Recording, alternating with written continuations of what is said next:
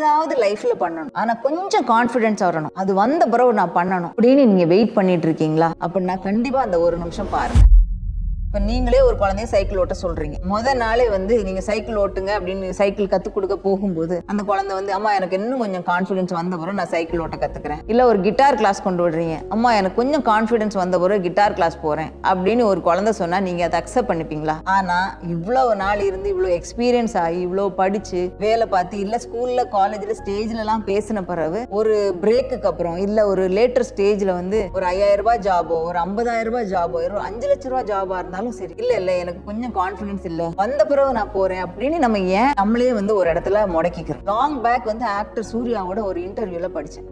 படம் நேருக்கு நேர் முடியும் போது குருவா உட்கார்ந்து பேசும்போது ஒரு பிரியாணி நல்லா இருக்கு அப்படின்னு கேல்கட்டால ஒரு கமெண்ட் பண்ணும்போது டைரக்டர் சொன்னாராம், இங்க நம்ம பிரியாணி சாப்பிடுறதுக்காக வந்தோம் அப்படின்னு. அது என்ன ரொம்ப பாதிச்சுது, நான் தனியா உட்கார்ந்து அழுதேன் அப்படின்னு. ஆனா இன்னைக்கு அவர் எவ்வளவு பெரிய ஆக்டரா இருக்காரு. எல்லாருமே ஸ்டார்ட் பண்ணும்போது ஏதாவது ஒரு இடத்துல அவங்க ஒரு டிஃபிகல்ட்டியை ஃபேஸ் பண்ணி இருப்பாங்க. பெரிய எக்ஸ்பர்ட்டா ஸ்டார்ட் பண்ணவங்க கிடையாது. ஆனா நாம ஒரு 5000 rupees ஜாபுக்கு அப்ளை பண்றதுக்கு அவ்வளோ யோசிக்கிறோம். அங்க போய் பார்த்தா என்ன, ஒரு ட்ரை பண்ணா என்ன அப்படிங்கிற ஒரு கான்ஃபிடன்ஸ் நமக்கு வரவே மாட்டேங்குது. சின்ன வயசுல நமக்குள்ள இருந்த கான்ஃபிடன்ஸ் நமக்குள்ளே தான் இருக்கும். கான்ஃபிடன்ஸும் ஒரு மசில் மாதிரி. அதை நீங்க ட்ரெயின் பண்ண அது உங்களுக்கு ஒரு பெரிய சப்போர்ட் சிஸ்டமா கிரியேட் ஆகும். ஸோ ஏதாவது செய்யணும், ஒரு 5000 ரூபாயாவது வேலைக்கு போய் சம்பாதிச்சிடணும் அப்படின்னு நினைச்சிட்டு இருக்கீங்களா? கண்டிப்பா இன்னைக்கே ஸ்டார்ட் பண்ணுங்க. உங்க ஃபியூச்சர் பிரைட்டா இருக்கும். கவலையே படாதீங்க.